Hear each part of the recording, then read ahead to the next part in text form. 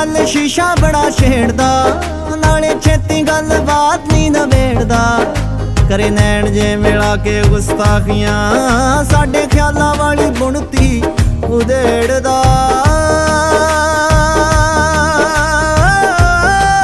ਸਾਨੂੰ ਅੱਜ ਕੱਲ ਸ਼ੀਸ਼ਾ ਬੜਾ ਛੇੜਦਾ, ਨਾਲੇ ਛੇਤੀ ਗੱਲ ਬਾਤ ਨਹੀਂ ਨਵੇੜਦਾ।